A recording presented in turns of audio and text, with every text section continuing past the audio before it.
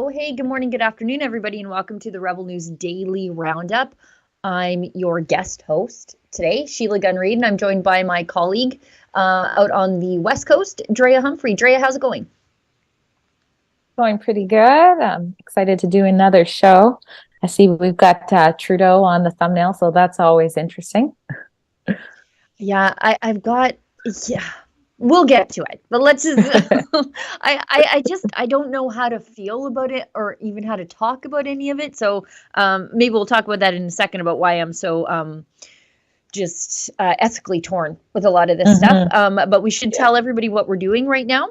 As I said, this is the Rebel News Daily Roundup. It's normally hosted by my friend and colleague, David Menzies. However, we are undergoing a little bit of studio construction and they're working on things in the office, and David's out on special assignment. And so we've got remote hosts today, including me. And this is a great way for us to interact with each other and talk about the news as it happens, completely unscripted.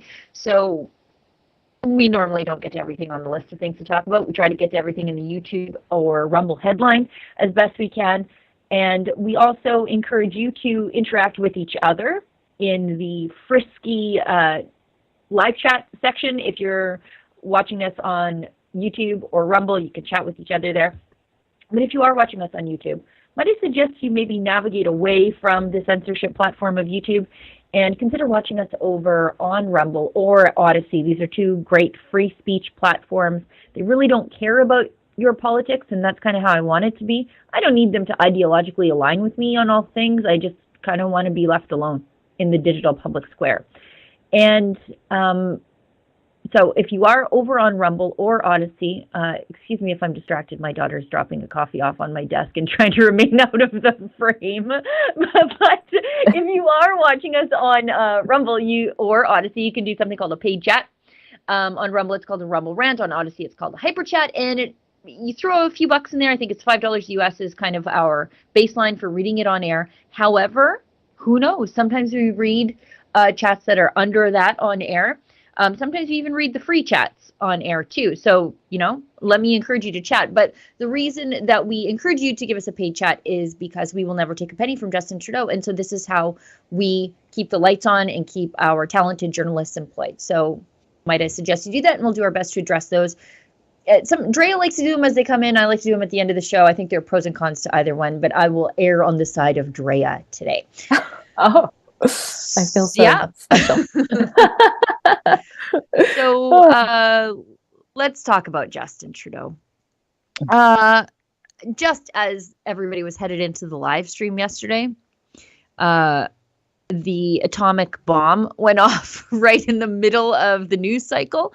And more than anything, I'm kind of shocked that it was announced, because they have been, I think, for astute observers, living apart for quite a while. I mean, when she got COVID, at the beginning of COVID, like before COVID was a thing, she brought it home from London, and he never contracted it from her because I think they were already kind of apart then. Yeah. And then when he got COVID multiple times, she never got it from him because they're not in the same household. Like you live with your family, obviously, and I live with mine. And if somebody gets something, it just sort of rips through the house and it's done. Nobody makes that out unscathed. Yeah, when we caught COVID, it went through each one of us. So that you're right. I'm glad you went back there because I wasn't even thinking about that, but you're right. That was pretty fishy. Yeah, and they've been living apart the whole time. And she's really been out of the public eye the whole time. Yes. She hasn't been around. Like Mrs. Harper, we saw her all the time. Pierre Poilievre's wife, she's out front and center. I think she's actually his secret weapon. She really makes him like normal. You're like, oh, how does that nerd get that hot chick who seems so nice and normal? There's and hope smart. For everybody. She's very smart herself. Yeah, like smart, nice mom, and you're like, oh, I guess there's hope for all of us if he can land a chick like that. But I never thought that since they've been living apart for so long, that it would be announced while he's sitting as the prime minister that they were separating, which leads me to speculate, and I hate this. I hate it. Yeah.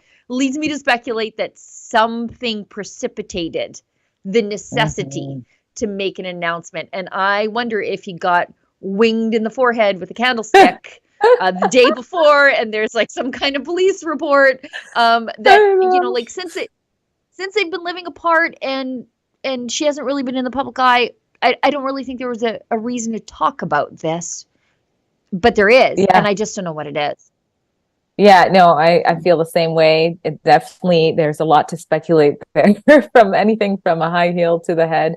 But the timing, it just seems like it couldn't be worse of a timing, because not only is he still in office, he's certainly getting ready to be on the campaign trail for the next election. And I think, he'd be a fool not to realize that the leader of the opposition is in fact a threat. So it does seem like there was some sort of catalyst to say, nope, this happens now.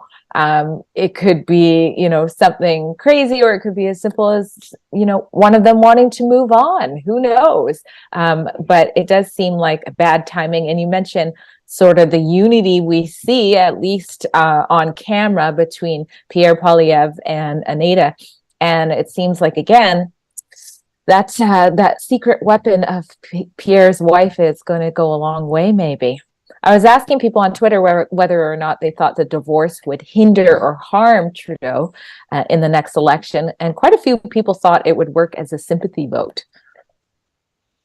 I don't know. I always thought, like, during COVID, he did look like a thrice divorced, or at least on his third divorce, university professor who was sleeping in the family Volvo. At points he would like shuffle out and do his press conference, and I'm like, holy God! What happened? Not even this. There were times where he looked much worse. Yeah. His hair was a little bit longer, maybe because the hairdressers were closed, and he didn't want to sneak a haircut because everybody would notice. And his beard was a little bit longer, and I was like, God, you've been sleeping on the couch, buddy. Sometimes he looked like a different person too. Like, even his weight seemed to like fluctuate drastically during those days. His face would get puffy like a man who was on a bit of a bender. Yeah. No, who knows? But I know what you mean about being ethically torn, because there's been a lot of jokes out there, and I'm like, oh, like, I see the humor. I see the humor, but I've refrained, because there are kids involved, and that's never a good thing for them. But there's a lot out there being said. Some are speculating he might come out as part of the LGBTQ plus community now. That could have been a driving force. You never know. He would. He is that cynical, right? Like, he absolutely is that cynical. Joe Warmington's got an interesting take on this. Our friend Joe Warmington, one of the last normals over at the Toronto Sun, he writes, sorry, but the Prime Minister's personal life is not a private matter. It's a public matter. He says nothing should be off limits, even as some of my colleagues have written. They have always been a public couple. That's true. Featured amongst world leaders and on magazine covers, and what made them news then does not change now. This is the reality of public life. If Prime Minister Justin Trudeau wants to see the privacy of he and his wife of 18 years, Sophie Gregoire, is respected, the best template to follow is the one set by former Mayor John Tory, who earlier this year stepped from the chief magistrate's job upon word he had been involved in an intimate relationship with a much younger female staff member. After taking a week to clean up some files, Tory exited public life to work things out with his family, and as a result, the media and public left him alone. That's a great point. If the Prime Minister wants that same courtesy, his best move would be to resign from his position and deal with the matter out of public view. You know what? Yeah. You know what? He wants us to be concerned about his kids. I am concerned about his kids. That's why I'm trying to keep all my jokey jokes to myself, because they are going to get old enough to read them one day. And some of them are old. A couple of his kids are old enough to read them. And it is difficult when your parents are doing things in the public eye and you're just like trying to be a normal kid. And you're already burdened with the fact that Sophie Gregoire Trudeau and Justin Trudeau are your parents. That's got to be hard. But yeah, I mean, if this is the worst thing his kids are going to go through. And again, that's why I'm keeping my jokey jokes to myself. It's the worst thing to happen to a kid. Outside of like a death of an immediate family member. And so maybe he does need to resign, and so that he can focus on his kids. And I don't think anyone would fault him for that. I would actually respect that if he said, you know what? Yes, this is a horrific thing. This is awful, and my kids need us, and so I'm just going to step back. It's not like he needs the money, by the way. I understand why other people keep their jobs and go through a divorce. If you're going through a divorce, you definitely need your job. You got bills to pay for. But he's independently wealthy on his own. His dad left him a bunch of money. He comes from a wealthy family. He's a moneyed family, a Laurentian family. You don't need to be the prime minister. Go deal with your kids. Yeah, it's definitely a bureaucrat. And some are theorizing that maybe that is why we're hearing about the separation that seems to be old news now, is that perhaps they don't want him the face of the party. So why not make this announcement and make that part of the reason why you have to step down? Who knows? Only time will tell. Let us know in the comments what you guys think. What's your theory behind this? Because it is interesting that they wouldn't just hang on to it, keep it in their pockets for a little longer. I don't know if you watched my monologue I filled in for Ezra last night, but I had proof of, like, actual proof instead of just my, she's at Harrington Lake and he's at Rideau Cottage looking like he's been sleeping on the couch. I had proof that they had literally not been traveling together for important events, sitting on my desk for 4 weeks. And I just didn't understand the context in which I had this information. I just thought it was general liberals burning through taxpayer dollars and not respecting who pays the bills. Because I had the flight manifest for the Challenger jet. That's Justin Trudeau's private jet. And I don't fault him for flying on the Challenger, by the way. He's a world leader. Like, he's got specific security concerns. But be frugal about it, like Stephen Harper was. And it was the flight manifest for the travel over to the King's coronation in May. And I was like, oh, that's weird. Sophie and the kids aren't on there. They weren't on the flight with him.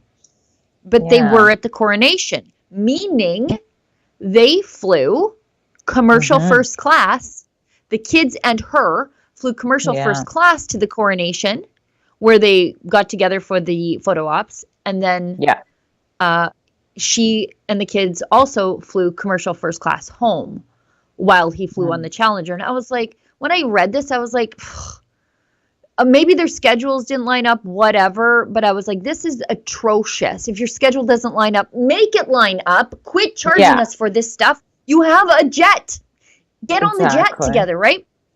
But then when I dug down, and take for this what you will, but the nanny was on the flight with Justin Trudeau, but the kids were on the commercial flight with her. What? And like, I'm not making allegations about anything. No, but do we have a picture of the nanny? Weird. I feel like we Sarah need a Clark. picture of the nanny. I don't know who that is. She's young and wholesome. Of course. Yeah. So anyways, I'm not saying that there's anything going on there. I don't know Sarah Clark. And again, it must not be, I mean, you really have to be a certain sort of patient person to work for the Trudeau family for sure. But I do know that she was on that flight home on the Challenger from the UK with no children to nanny on that flight. So it's just the thing I read about. Wow, that is some good little tea you got there. I had no idea what it was. I was just sort of mad because they're wasting my money, but I didn't know what to do with it. And then as like the news broke yesterday, I was like, hot damn! I knew this is why. This has been. I think it's been going on for years, but I mean, that was like a thing that I could tangibly prove. That they were traveling together and their life was a photo op. But if you put it out, it would have still probably come across as speculative. So better to wait, I guess. Now you're like, look. I guess. Yeah. Look, real journalism. Try it. Yeah. Let's go into this tweet from Laura Love, whom I can't open this tweet in the list because she has me blocked for some reason. I don't think I'm blocked. I don't recall doing something to her. All right. Who is she, by the way? Let's see what her bio says. She says she's a mom, wife, a cyber criminologist, SFU alumni, and an independent journalism with Sky Talk speakers. She's got a lot An going on OG in her bio. cypherpunk. There's a lot of words that I don't know what those actually mean. But anyway, she's got me blocked for some reason. I can see how we would be incompatible with each other. I don't know if we would be friends in real life, but I don't recall ever actually doing anything to this woman. I think I'm on a list somewhere where they're like, oh, that's a mean conservative lady. Block, block, block, block, block. I think I'm on a list. Like, do they really think we can't just, or we don't just have other accounts to look at it? Like, I don't get the blocking thing. I don't block anybody because of course we would do. We're journalists. Like, whenever they block me, I'm like, okay, oh, I'm so sad. Like, ow. Like, it's so strange. No, I totally have a troll account. You can't hide from me. I'm going to see what you're saying. I know. But also, I don't block people either. No. I mute them. So they have the misfortune of seeing everything I say, but also knowing that I don't care. Okay, the only person... I had never muted anybody until recently, and it's Rachel Gilmore. And it's only like I'm not following the chick, but Twitter is always showing me her stuff. So I'm like, you know what? Mute. But I like when they're forced to scream into the ether and know that I can't hear them because I just care so little. Yeah, exactly. All anyway, right. So we bring up Laura Love's tweet. Yeah. Tweet. Yeah. Go ahead. So I'm going to say Sophie because I can't pronounce that. So it says, Sophie Trudeau, a former television presenter, has been a prominent presence at Trudeau's side throughout this political career and became a public figure. Okay, sorry, I messed this up because I should read that Laura Love is saying at the beginning. She's saying CBC is out to lunch. They really are the state stenographers when they write whitewash like this. And so she is quoting from the CBC saying, Sophie Trudeau, a former television presenter, has been a prominent presence at Trudeau's side throughout his political career and became a public figure in her town, right as an advocate for several charitable and social causes, including mental health and gender equality. So they're really, really, really putting her up there. Now, you're saying you wouldn't get along with Laura Love. But it sounds like we might. Yeah, time to unblock. And then she shares that the BBC did a little bit more of an honest take about her, in quotations, charitable work. Let's click on that if you wouldn't mind. Let's open that up. The wee charity scandal. Of course. Yeah. You. By the way, you know when she got COVID, she was at a wee event. And now she didn't take any money to be at the WE event, but she got payment in kind. She got a first-class trip to London to speak at the WE Day event with a bunch of celebrities, hobnobbing, all expenses paid, and all she had to do was show up, and I don't know what she does at these things. I can't imagine that young people are like, ooh, I wonder what Sophie Trudeau has to say. Like, or when Justin Trudeau trots out his mother at these WE Day events and they pay her like tens of thousands of dollars to give a 20-minute speech, and I'm like, the youth of the world are really just dying to hear from Margaret Trudeau. like really. But yeah, they didn't pay her for that, but she went to speak, and they're like, oh, she spoke for free, and it's like, well, that was free. I think that's payment in kind with your free vacation to London, wherein you got COVID and brought it back to Canada as super spreader number one. Yeah. Well, I am glad this Laura Love pointed out the hypocrisy there. Totally.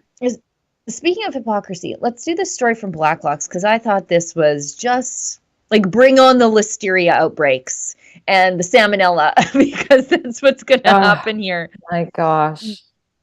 You know, at the beginning of COVID, we went back to using plastic bags, right? Because society realized that those reusable plastic bags are disgusting. They're disgusting. Your meat leaks in them. You don't wash them all the time. Ugh. They're gross. They're gross. I hate them. Although I think I'm the proud owner of like $400 worth of those reusable bags because every time I go into the damn grocery store, I'm like, my bags. I know. Me too. I even forget them in the trunk sometimes, and then I'm too lazy. So I'm like, okay, I'll get more. But I don't think I've gone directly into a grocery store in the last 6 months. I'm trucking into the grocery store, and then I have to stop, turn on my heels, go back to the trunk, get my bags because I forgot. And I'm like, I'm not buying another damn bag. One time I was like, you know what? I forgot my bags. but you are not going to make me buy another bag. You So I just piled my groceries into the cart, just loose. And I had to make like 30 trips back and forth from the vehicle, get it all into the house. But I was like, no, I'm proving a point. You're not going to get me. I've done that too. But let's talk about this. This is in Blacklock's today. The Liberals are crazy. And they are, so as you know, we in Canada, we believe that the inert perfect garbage, single-use plastic, very sanitary. And if you are a wise person, you could incinerate it as a stored fossil fuel and create electricity from it after you've used it for the thing that you've used it for. Yeah, it's a fossil fuel. You just burn it and create electricity. Actually, they do that in Burnaby. They have a big garbage incinerator there. So it always warms my heart to know that the hippies down there on Burnaby Mountain, all mad about the Trans Mountain Pipeline, are charging their cell phones on burned garbage. But anyways, they want grocers, the Liberals now, in their pursuit to get rid of clean, sanitary, single-use plastics, which have prevented, I think, a whole manner of diseases in society very recently. They are giving grocers till the month's end to comment on proposed curbs on single-use plastics like meat wrapping and those biodegradable fruit bags that you use in the grocery store in the produce section. They're green. I think they break down, but they don't want you using those either. And currently a ban is on plastic six-pack rings, cutlery. By the way, have you ever used one of those like cardboard forks? I got one at Subway. Oh my gosh, they're the worst. I was like, I'll take 5 of those to get through my Subway salad because I don't eat bread, right? And so I'm like poking and it's just bending. I'm like, I can't even get this in the tomato. It's just bending, right? And I tried to give it to my son and he was like, he couldn't even eat with it. I'm like, oh my gosh, let's just wait till you get home. Like they're so bad. Yeah. It's like the paper straws that disintegrate. You're drinking the straw like halfway through your drink. In your plastic cup. And I don't know how I'm saving the environment by needing 5 of them to eat my salad. Like, I just don't know. By the way, my salad in the plastic bowl they gave me. Which is the plastic lid, the plastic bowl, my paper fork, which is not at all fork shaped. It's just like a pokey thing. It's covered in plastic too, but I've saved the world by inconveniencing myself while I try to eat a salad. But anyways, they want us to now. I think they want us to go to butcher's paper.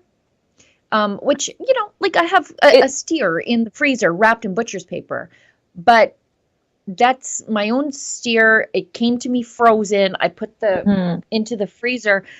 Imagine what it's going like to just the labor, right? Like you've wrapped there. You're done at the grocery store. You've just wrapped it. But now they want like the people at the grocery store who are cutting the meat to wrap everything in butcher's paper. I want to be able to see what I'm buying. I don't care if the steer that I bought, that I raised is, I don't care if I don't see what's inside the packaging. But if I'm going to the Walmart meat counter, I want to see what I'm buying. I want to see the marbling. I want to see the size. I want to see the thickness. I want to see everything. You can't do that. But these are the Liberals, and other people buy their groceries for them, so they don't care. Yeah, there's not going to be someone standing there wrapping it all the time. So you need to see it. And there's certain meats like ground beef and stuff where you're still going to have to use the plastic. So this is just going to cause so many issues. But how long ago was it when they were turning a blind eye to all of the billions of masks that people were throwing away every day? They were in the grocery carts. They were all over the streets. Like, they didn't seem to care about the environment with those. And now they're coming here. They're going to make groceries even more expensive for people if they do this. And they say they're giving grocers, I think 30 days or something in the article to respond, as though they're going to consider them. But this is going to cost a lot if they have to make these types of switches. And it's just going to make food unaffordable for the average person. I saw a meme the other day. It was funny and makes you want to cry at the same time. And it was like this face, and it was like, yeah, I just paid my rent, so I have somewhere to starve. And, you know, it's this liberal madness like this that's just contributing to that. Yeah. Yeah. I mean, it's just like, I think they realize that everybody goes to, they think everybody goes to a specialty butcher just like they do.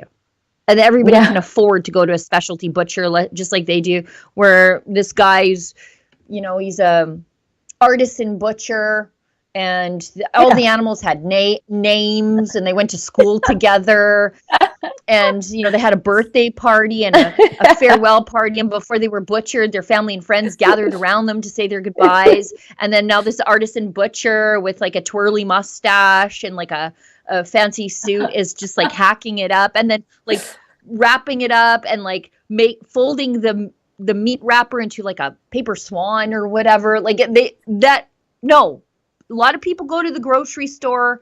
That's Walmart. Let's be honest. I don't even think they go to the grocery store. I don't even think they go. I think someone goes for them. And so it's like, yeah, no big deal to them that they can't see the meat that's been sitting out there for 3 days and wonder if it's still good. And yeah. Yeah, they want the most people want the 2 for $22 packs of chicken. Like that's how you feed your family in the times of inflation. Exactly. They don't eat like the Liberals. Like they just the poors need plastic. We need the plastic. Oh man. Let's hit an ad break, and then we'll go to our daily dose of LGBTQ madness. One out of BC. This is of course. I have what I would love to do this lady, and I mentioned it in the morning meeting. We'll see. Let's hit the ad break. And it may happen. It may happen.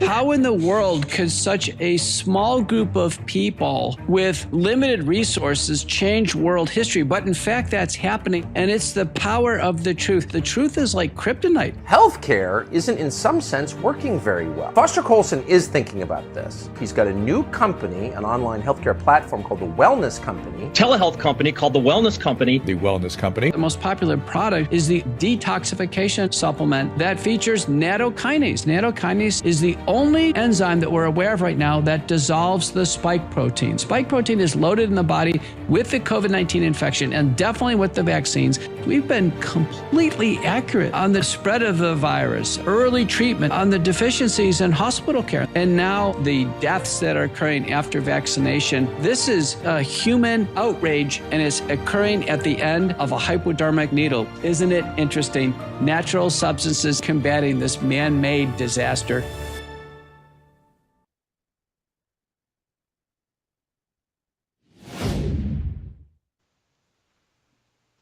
All right, Drea, I'll let you take the lead on this one because BC continues to amaze me. It's like Sodom and Gomorrah on the other side of the mountains, and I've never been more grateful for a mountain range between the two of us some days. Help me, save me. This is another example of radical left taking over academia. So this is Campus Watch. This article is from True North. UBC professor advocates exposing kids to adult genitals. So this is Dr. Katja Tyne, and she said she believes children should be exposed to adult genitalia to prepare them for the possibility of seeing naked transgender individuals in locker rooms. Okay, so this is what she put on Twitter. Hey, want to know one of my all-time excellent parenting ideas? Let little children see penises and vulvas of various ages and sizes in a casual, normalized, totally safe way. The world will thank you for it, and so will those children when they grow up. And then she adds, there's more. Like, let that sink in for a sec. She says, just imagine if the Riley Gaines, so that is one of the professional swimmers who's been speaking out about women's spaces in sports. So just imagine if the Riley Gaines of the society could totally keep their cool at the sight of a trans D. And just imagine if Riley Gaines' parents were like, yeah, that happens. It's okay. Now let's talk about it. Your upcoming training schedule. This is sick. I can't believe they are teaching the young minds in university that this is just the normal way to treat little children. It again breaks down all boundaries. It is child grooming. If there was a story I did just out of in BC where there was a person in a wig who came in, and the mom caught that person looking underneath the changing area at the child.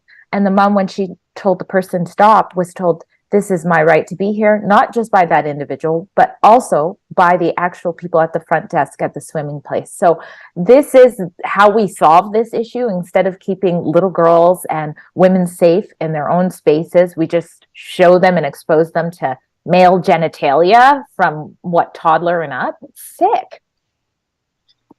And I like how they, like, I appreciate the honesty here, right? On some level, because when they say in a casual, normalized way. So what they're trying to do is normalize obscenity and just this bizarre sickness infecting the culture right now. They want it to be normalized so that, because little kids know what a mommy and a daddy is. They know that boys grow up to be daddies and girls grow up to be mommies. There's no confusion. What she's trying to do is infect young people with this confusion that these weirdos perpetrate. And by the way, does she really think that Riley Gaines' problem is that she hasn't seen enough penises in her life? Do you think that that's Riley Gaines' problem with what's happening in the change rooms? I wonder if she even has not. Well, that's the thing too. A I'll lot of these childless, barren, self-sterilized marms out there giving parents like me advice about what's good for our kids. My kids are bright, happy, well-adjusted, high-achieving. They're making me happy, and they're being happy people, and they're doing good in the world. Maybe I've got advice to give. But no, I got to listen to people like that tell us how to parent our kids. And it's like, you have 4 cats that are going to eat you when you die? Oh, that's nice. I have children that are going to give me grandchildren, and they'll surround me as I die, and I'll be happy as I go off to meet my reward. But you're going to be eaten by your cats alone in an apartment surrounded by takeout containers. That's what's going to happen to these people. But they are the ones just telling us how to raise our kids. It's just, it's gross.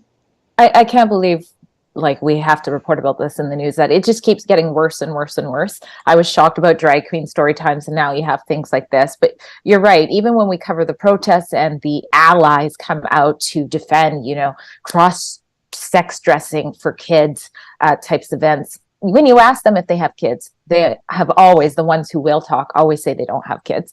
But even just with the work that I've done with people who have survived child sex abuse, one of the things that is a dead giveaway for the people that work with kids who have to go through this type of thing is that those children know too much about sex.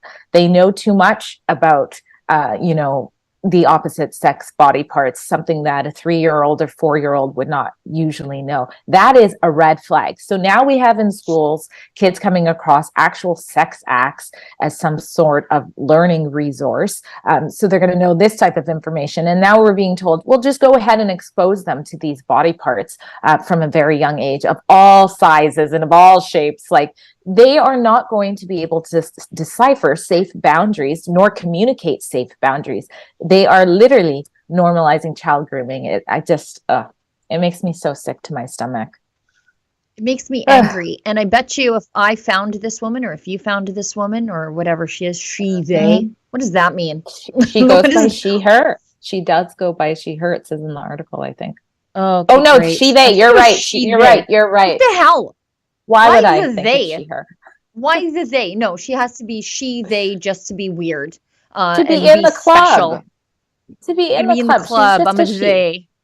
Yeah, she's a she. So if one of us confronted this woman on a street holding a big penis sign, chased her down with it and said, what do you think of this? What do you think of this? She'd be like, get out of here, you perverts. And rightfully so, by the way, because that's weird. You shouldn't be and you could I'm just trying to normalize it. If this person did have kids, I wonder how they would feel about me trying to normalize Christianity to her kids.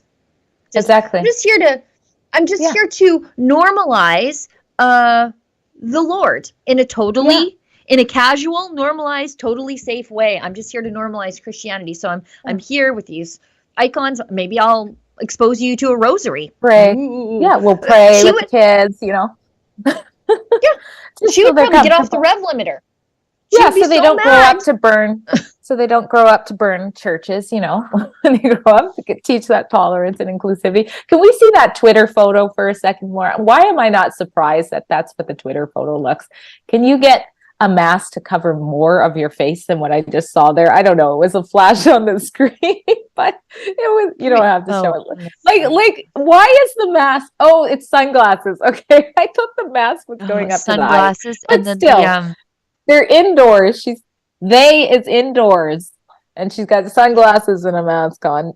Why am I not surprised at all? Why am I not surprised at that haircut? I don't know. I'm not. I will say I did have a similar haircut like 12 years ago, but it wasn't that aggressive. It was stylish at the time, I think. Let's. We do have a chat, since you gave me permission to come in with the chats. We have one that kind of relates. This one is from Adam Mott, donates $5. Thank you very much for those tuning in. This is a way you can be part of the show, is go on to Rumble and Odyssey and do a little chat, and we will read it. So it says, hi, Rebels. I'm enjoying a day off so I can see you live. I'm not buying the theory of JT and LGBT. My gaydar doesn't go off even though he's a big sissy. Plus, he's too much of a womanizer to be gay. Oh, that's a good point there. He does sit like a lady a lot, though, I will say. I could use some advice for him on how to sit. Yeah, and this, I remember Adam. I was just going to say this. Adam Ottawa I think he's a public sector employee, one of the good ones behind the enemy lines there.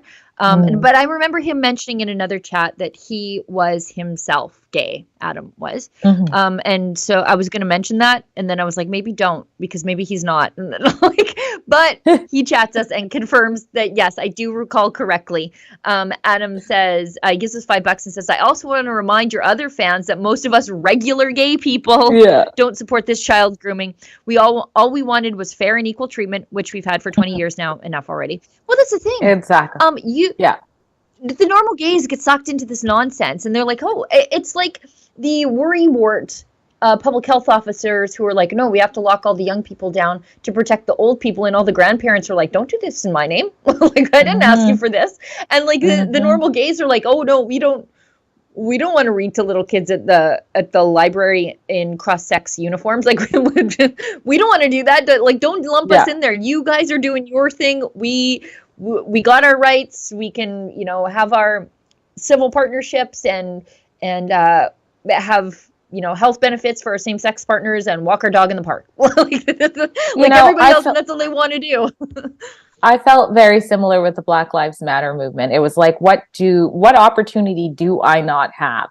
And there was all this stuff going on, and that, oh my gosh, I'm so oppressed just because I'm Black. And I had friends that I had been friends with for years, like, call or message me to apologize. And I'm like, okay, sorry, are you a racist? Because you've treated me pretty good your whole life. So I get a little bit of it, but I think it's even more embarrassing to be lumped in with what's going on right now in the radical sort of LGBTQ agenda. I don't envy you at all for that. That must be hard to go through. And I do know that most people in that community, even though some are quiet, they are like, no, this is too far. Yes. While we're still on the LGBTQ daily dose of madness, let's talk about David Menzies because it's in the title.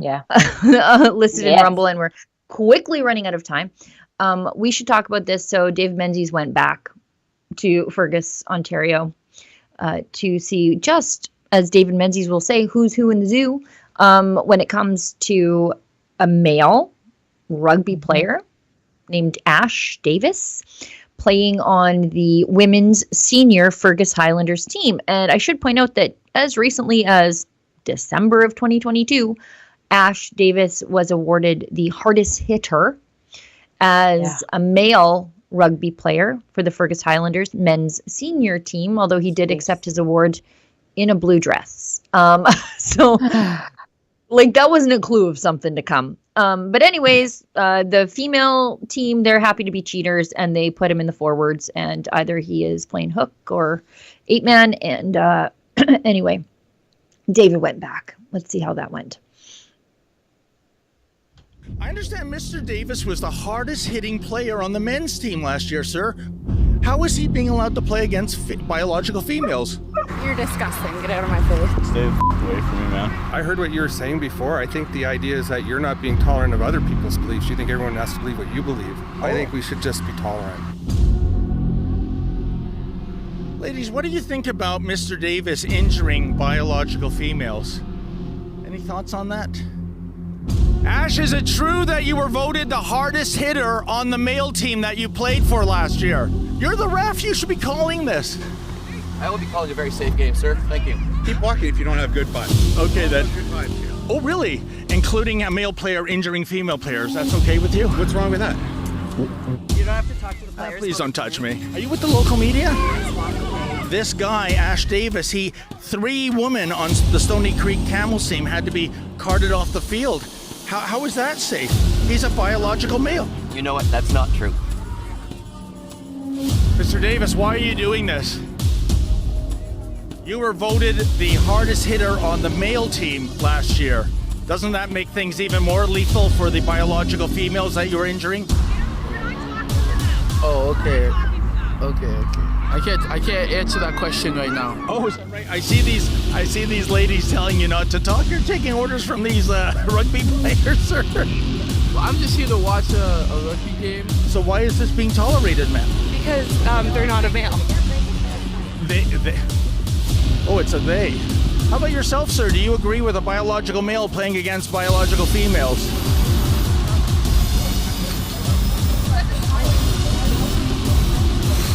Looks like you're giggling. Weird world, isn't it, sir? It's a sticky situation, that's for sure. Have a good weekend.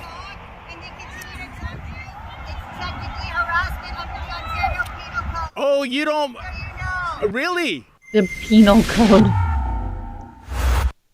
The Ontario Penal Code? That's not a thing. But there's something penal going on around there, that's for sure. Oh, yeah. Just the sheer girth of that man, the size of that man, the gall of these people to tell, by the way, those privileged white ladies who are cheaters telling that black man to shut up and not talk to a journalist. I'm reliably informed that's systemic racism. And why did he It's hard to listen? believe my eyes. Why would he Oh my listen? God. Yeah. I mean, I said a lot of commentary on this yesterday, but it's just so alarming to me to see the men supporting this. Like even that big guy, if you don't have good vibes, get out of here. How is the heaviest hitter on a male rugby team then charging, slamming, and injuring females good vibes? Like how are these men raised? Were they not raised that that's not okay? And you know, the poor people who are on the other team, they don't have a choice or say in this matter. Yeah, chivalry is dead and modern feminism murdered it. You just see people they know what they see before them is completely wrong, but they're scared to speak out because you're going to be the person who said, yeah, that's totally a dude with male pattern baldness and kids and a wife and a dog. And the only thing that changed was the pronouns and maybe the length of his hemline. But if you are that person, all of a sudden you're canceled. Just by speaking the truth, you're risking your job, your career, your friendships. These people will turn on you and harass you as a bigot for simply saying, that guy on the line out, ready to throw in that ball, that's a dude. And there are many trans people who know this, who know that they have an advantage over women in these sports, and thus they don't do this. They don't even try to go down this and compete with women. But again, like can't be any more of the textbook example of how this has gone too far than it being somebody who was voted the heaviest hitter on the men's team. Where do we draw the line with this? Well, and look at, like, they're shoving David. Like, they're like, Yeah. if these are the people who are like, if you misgender them, they're going to be in the hospital, in the emergency room on an IV drip. They're that fragile. Yeah. But they are perfectly fine to shove David Menzies. Like, they are going to Yeah, die of they're misgendering, assaulting. but they're shoving David Menzies on camera, and they think they're justified. Oh my gosh. Yeah, well, kudos to David for going there and keeping his cool and covering a story like no one else is covering it. To show firsthand what this looks like, I think more people need to see, like, especially when you see him just charging at there. It would be nice to get comment from Ash, but he's got all these rugby ladies on the team defending him. And of course they are. He's a secret, not even a secret weapon. He's the weapon. Yeah, hardest hitter on the men's team. Of course they took him. Like, of course. Now, they're cheaters. I asked this yesterday, but because all I can see is that Ash is non-binary and goes by they. I didn't see a she, they. Did you see a she, they? Because why is Ash on the women's team if Ash is just they? Right. I don't know. Right? I don't know. Because the Fergus Highlanders are a bunch of cheaters. That's why. And these people like Ash are forcing the rest of us to play along in their own fetish. I don't know why any grown biological man would think that it was some sort of human right to be able to hurt and injure women on a rugby field. It's bizarre. It's And even if you did it, and then you see the women on the other team, like in Joe Warmington's piece that came out, where he quoted some of them saying, like, you know, they'd never been hit like this before. They felt like a train. So even if you did join on the team and you're like, oh, and then that happens, what makes you not stop at that point? You just don't care. You don't care if you injure these women. You know that you're a heavy hitter and you're just going to keep doing it. Yeah. Yeah. It reminds me of, you know, like when kids are playing a sport and they end up, for example, like in a basketball game and the one team is like 100, has 100 points and the other team has 20. And then you sort of pull off your strongest players just to make it fair, because it's just, at that point, it is unsportsmanlike. This is unsportsmanlike. Whatever you, even if you are like, yeah, that's, you can be whatever gender you want. At some point, don't you care about sportsmanship? I don't know. Yeah. And I used to think of rugby as a very like sportsman-like game, actually. You know, like the girls will hit each other and then help each other back up off the field, competitors. You know, like they're very collegial. They understand, you know, you just leave it all on the field. But this is so unsportsmanlike. It's just awful. We should hit an ad break and then we should go into this Lizzo thing. Because we talked about my brand of music last week. And I think maybe like this might be in your wheelhouse. It's definitely not in mine. I only know Lizzo from the memes. Like I don't know, honestly, that's pretty much all I know from. Okay, we'll go to an ad. And then we'll do that. You may have heard us previously refer to the term Orwellian in response to the way that governments around the world have acted throughout the COVID 1984 hysteria. But do you know what these terms really mean? Well, they come from the dystopian writings of author George Orwell, and now you can read one of his most famous works, novel 1984, better than ever before, to hear the terms that we refer to often, such as the Ministry of Truth, wrongthink, thought police, etc., straight from the horse's mouth. You can find it at buy1984.com, where Rebel News is excited to launch this revamped classic tale. It's not revamped at all in terms of what was actually written. In fact, all of the writings themselves remain entirely unchanged. But we're now bringing you this harrowing, futuristic novel fully illustrated and with a larger, easier to read font size. There is a foreword by Rebel Commander Ezra Levant, and you can order it directly through that website, buy1984.com. The parallels between the depictions of the surveillance state and Orwellian's totalitarian depictions in 1984, contrasted with what we are seeing today in our democracies, should not be ignored. Go to buy1984.com and purchase your book today. And hey, maybe even order a copy or two for a friend. It's the perfect gift that keeps on giving. And you'll never be able to view the doublespeak of certain politicians the same way again. That's buy1984.com.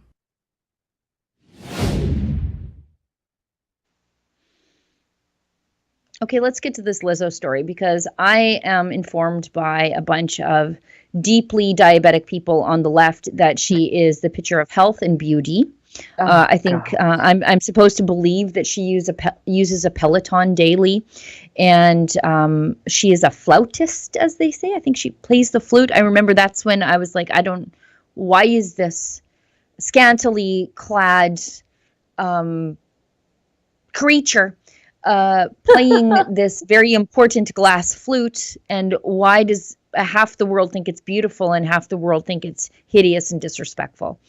But apparently she's in big trouble. A lot of people are accusing her of weight shaming. Of all things. Of all things. I know that she hunted the world. I listened to Candace Owens talk about this a little bit, and I was trying to bring myself up to speed. But from what I understand, Lizzo hunted the world for less than perfectly physiqued dancers. I'm trying to be politically correct. She didn't want your standard in-shape dancer on her tour. She wanted these body diverse dancers. Okay, whatever. But apparently when she got them, she bullied them. That's what it sounds like. Well, yeah, I do not have her in my playlist. I guess that one song about damn time was kind of catchy, but that's all I know, other than she seems to be almost promoting obesity, which of course is linked to many health issues, many that are fatal.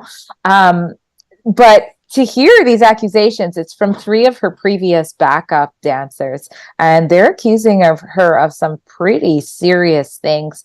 One including sexual harassment. They're saying they were forced to touch a nude backup dancer when they didn't want to.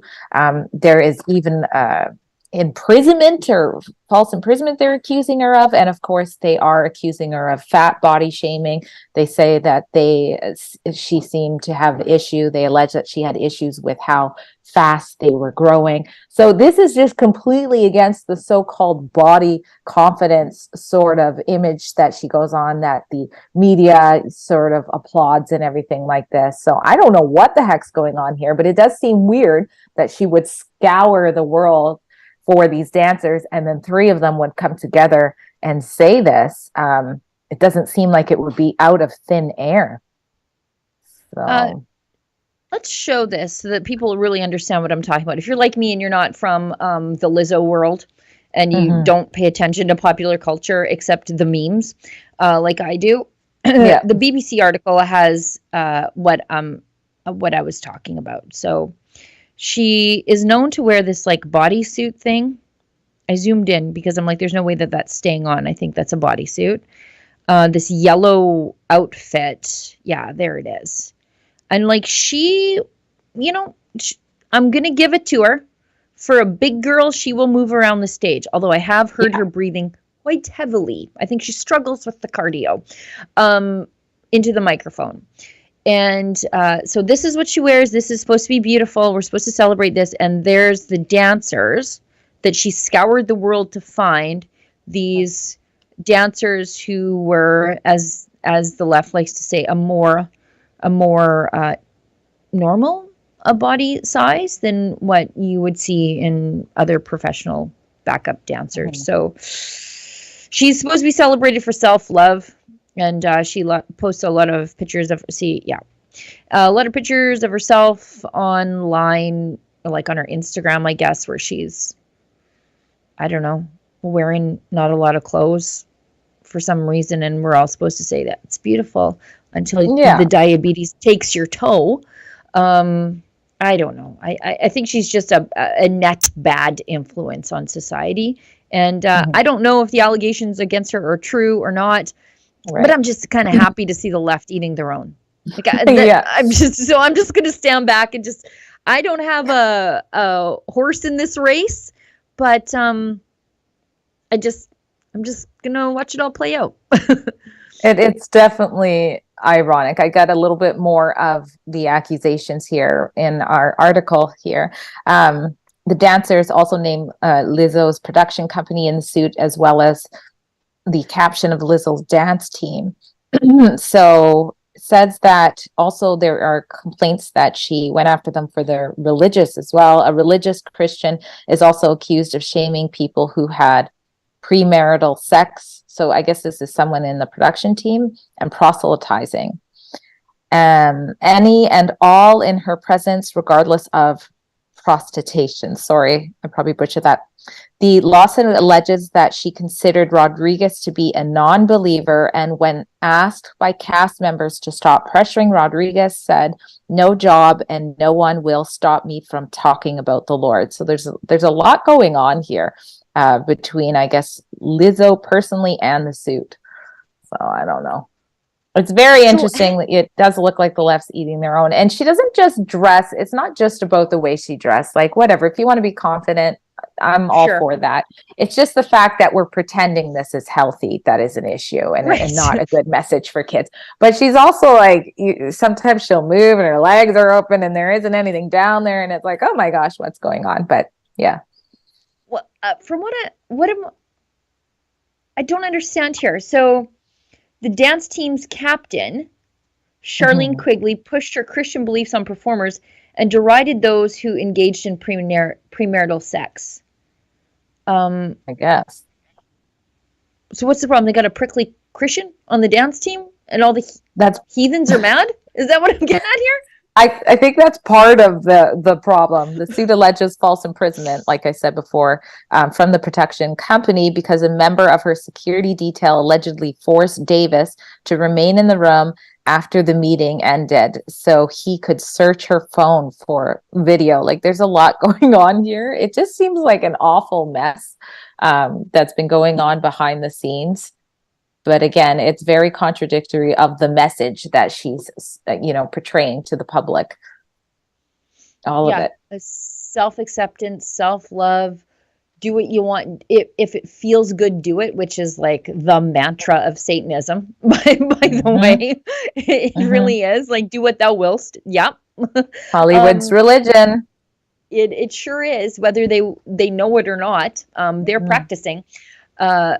But yeah, I don't have a horse in the race here, but I can't wait to see how this all shakes out. I really can't. Look, no, maybe I can wait, because I see how things might shake out, and I don't like it. Anyway, I don't. Do we have any more chats? Because I think we're all cut up, and we're a little bit over the top, and I got to go into a meeting right away. So is that it, Olivia? I think so. Efron? Okay, great. Okay, that's it. Thank you so much, Drea, for being a co-host and putting up with me as always. I get the emails, talk too much, and talk over my co-hosts. And I'm very sorry, but some of it has to do with the Skype delay. So just everybody chill out. Yeah. And thanks to Olivia and Efron and the whole team behind the scenes who work very hard to put the show together and plan the show for us so that we can just jump on air and chit chat. They do a lot of hard work and they don't get the proper acknowledgement. Thanks to everybody who tunes in and watches the show. And thanks to everybody who pitches in a little bit here and there to help us keep the lights on here at Rebel News. As I said off the top of the show, we'll never take a penny from Justin Trudeau. And so we rely on you at home. And I think that is the most honest way for us to do our jobs here because we remain connected to our viewer base in a way that the mainstream media just would not allow themselves to be. They actually don't like their viewer base all that much. You can tell by the insulting articles that they write about them. So that's everything. Drea, thanks so much. And as David Menzies always says, stay sane. I am doing something today that I have never tried before. Listen up. I'm looking for collaborators in a new and exciting initiative. As you most likely know, YouTube a long time ago demonetized Rebel News, and we are 100% viewer funded. Now, while our supporters are fantastic at helping us cover legal campaigns and special reporting missions, unfortunately, the reality is our day-to-day operational expenses often exceed our income stream. which is crazy if you think about it, because my videos across all platforms attract hundreds of thousands of views and sometimes even millions. So I want to share that reach with the right partners. If you have a product or business and want to enter a win-win relationship with me, please go to rebelnews.com/ads and fill in the form to let me know. I won't be accepting anyone. I need to believe in your business or product so I can sell it proudly for you. And for successful applicants, I will guarantee a minimum view count, meaning even if your ad is published on the less popular reports, we'll keep promoting your business or product until it gets the agreed minimum eyeballs. So again,